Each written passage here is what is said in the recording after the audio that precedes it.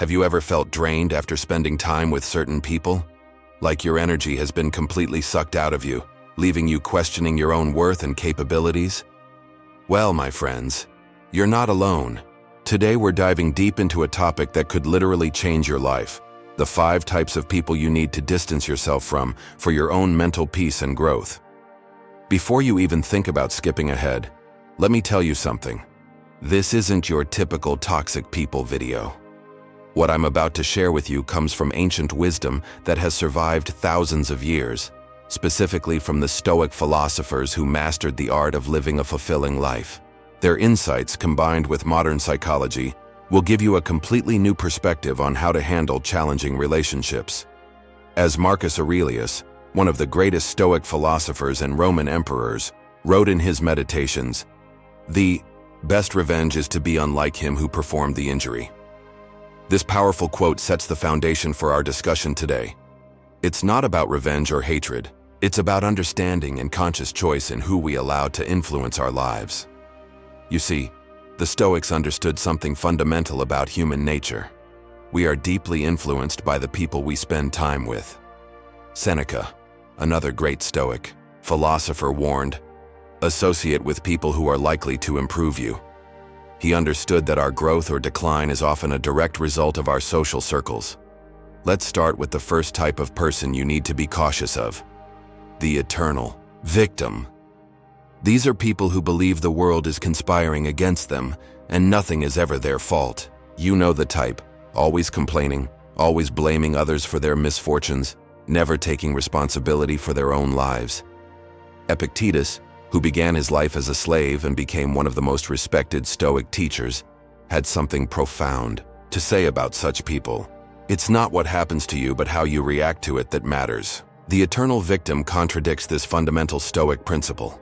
They choose to see themselves as helpless in the face of external circumstances, which not only keeps them stuck, but can drag you down with them.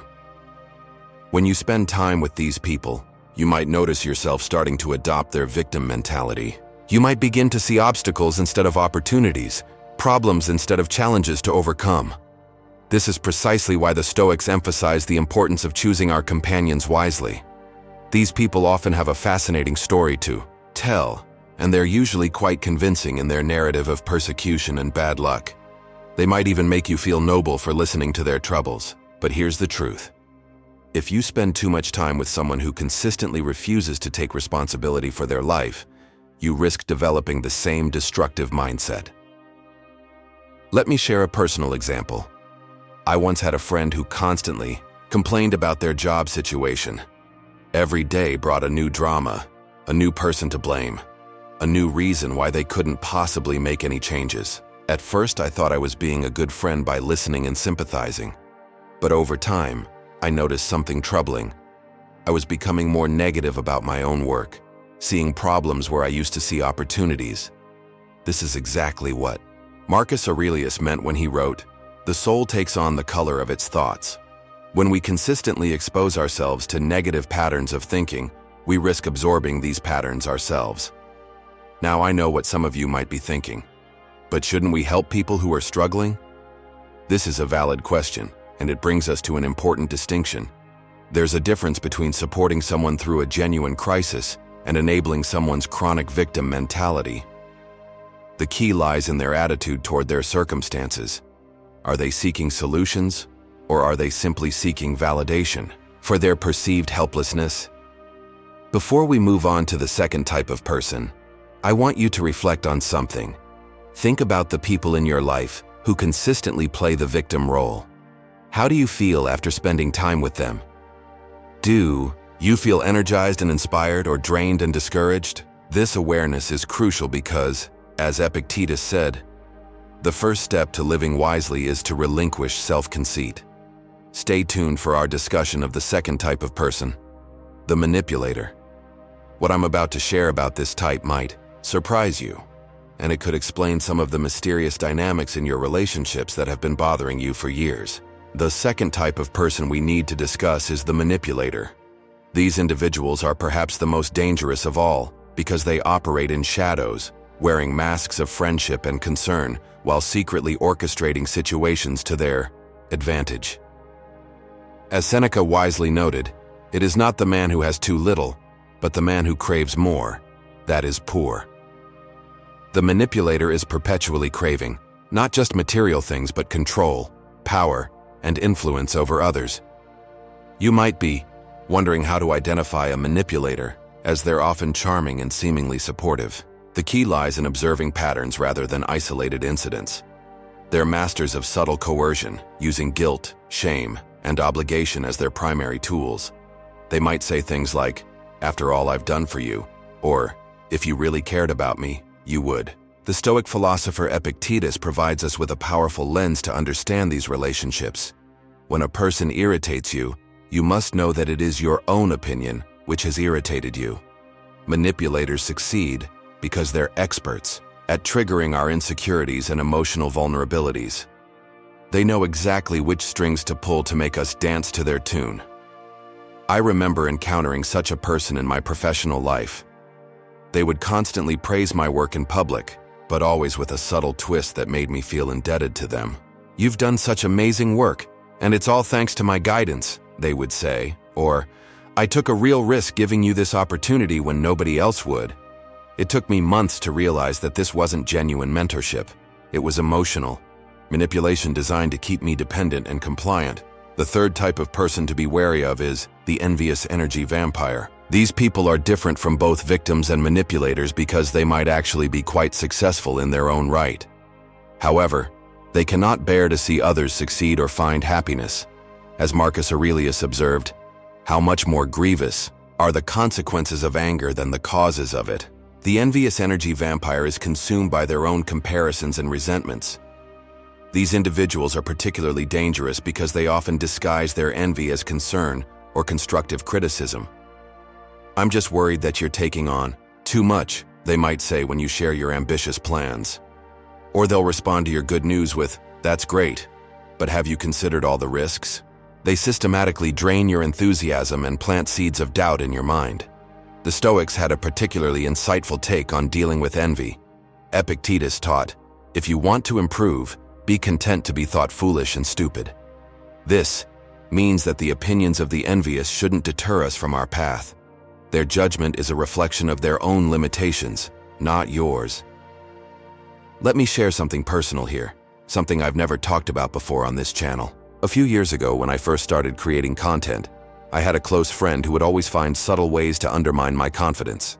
Every milestone I reached was met with, "Well, anyone can go viral once," or "Just wait until the algorithm changes." I kept this person in my life far longer than I should have because I mistook their behavior for friendly caution. The fourth type is the chaos merchant. These people thrive on drama and instability. They're different from the previous types because they don't necessarily have malicious intent. They simply cannot exist in a state of peace. As Seneca pointed out, they lose the day in expectation of the night, and the night in fear of the dawn. The chaos merchant lives in a perpetual state of crisis, and they expect you to be their constant emotional support system. You'll recognize these people by their tendency to create emergencies out of ordinary situations. Every minor setback is a catastrophe. Every disagreement is an epic battle, and every decision requires hours of dramatic deliberation. They might call you at 3 a.m. for urgent advice about a situation that could easily wait until morning, or they might drag you into conflicts that have nothing to do with you. The Stoic perspective on such people is particularly relevant. Marcus Aurelius advised, "Choose not to be harmed, and you won't feel harmed. Don't feel harmed, and you haven't been." This doesn't mean we should be callous to others' genuine problems, but we must recognize when someone's chronic chaos is becoming destructive to our own peace of mind. I've seen many people, myself included, get caught in the web of a chaos merchant. You start to feel responsible for their emotional stability, and before you know it, your own life begins to revolve around their never-ending crises. It's exhausting, and more importantly, it prevents you from focusing on your own growth and well-being. Now let's talk about the fifth and final type of person you need to be cautious of: the fair-weather friend. These individuals might be the most common among all the types we've discussed, and in some ways, they can be the most heartbreaking to deal with. As Epictetus observed, It is impossible for a man to learn what he thinks he already knows. The fair-weather friend thinks they understand loyalty, but their actions reveal a different truth. These are the people who are present for all the celebrations but mysteriously absent during your struggles. They're quick to share in your success, but nowhere to be found when you need support. The ancient Stoics had a particularly sharp insight into this type of relationship. Seneca wrote, "It is not the man who has stood by you in your prosperity who is your friend, but he who has helped you in your adversity." Think about it. How many people in your life right now would still be there if you lost everything tomorrow? The fair-weather friend isn't necessarily malicious like the manipulator or draining like the energy vampire. Instead, they're simply opportunistic. They value what you can provide, whether that's status, connections, entertainment, or resources, more than they value you as a person. I remember a period in my life when I was dealing with a significant setback. My social media following had taken a hit, and I was struggling to maintain my content quality. Suddenly, many of the people who had been constant presences in my life, always ready for collaborations or social events, became increasingly busy. Their gradual disappearance taught me a valuable lesson about the difference between genuine connections and circumstantial ones. This brings us to a crucial point that ties all 5 types together: the importance of self-awareness in our relationships. Marcus Aurelius wrote, "Look within. Within is the fountain of good, and it will ever bubble up if thou wilt ever dig." This introspection is essential because often we attract or maintain relationships with these 5 types of people due to our own unresolved issues or limiting beliefs. For instance, we might tolerate the manipulator because we don't believe we deserve straightforward, honest relationships. We might keep the chaos merchant in our lives because their drama distracts us from addressing our own challenges. We might surround ourselves with fair-weather friends because we're afraid of the vulnerability that comes with genuine connections. But here's where the Stoic philosophy offers us a powerful solution. Instead of focusing on changing these people, which we cannot control, we should focus on strengthening our own character and boundaries. As Epictetus taught, don't explain your philosophy, embody it. This means taking concrete actions to protect your mental and emotional well-being. So, what practical steps can you take to deal with these 5 types of people? First, practice what the Stoics called negative visualization. Imagine your life without the drain of the eternal victim's constant complaints, without the manipulator's subtle coercion, without the energy vampire's envious comments, without the chaos merchant's dramatic emergencies, and without the fair-weather friend's conditional presence. How much more peaceful and productive could your life be? Second, implement the Stoic principle of control. As Epictetus famously said, "There is only one way to happiness, and that is to cease worrying about things which are beyond the power of our will." You cannot control how these people behave, but you can control your response and the boundaries you set. Start creating distance gradually. You don't need to make dramatic announcements or burn bridges. Instead, begin investing more time in relationships that align with your values and support your growth. As Marcus Aurelius advised, the best way to avenge yourself is to not be like that. Remember, this isn't about becoming cold or uncaring. In fact, it's quite the opposite. By removing these draining relationships from your life, you create space for deeper, more meaningful connections. You'll have more emotional energy to invest in relationships that are truly reciprocal and nurturing.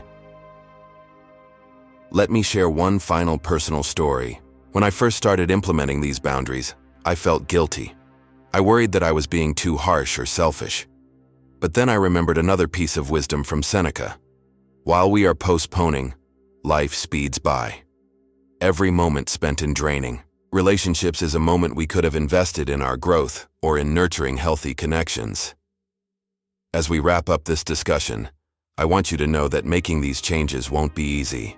These 5 types of people often have a strong hold on our lives through habit, guilt, or shared history.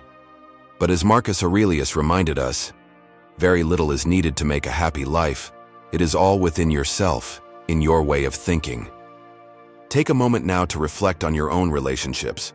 Which of these 5 types can you identify in your life? What steps can you take today to begin creating healthy distance?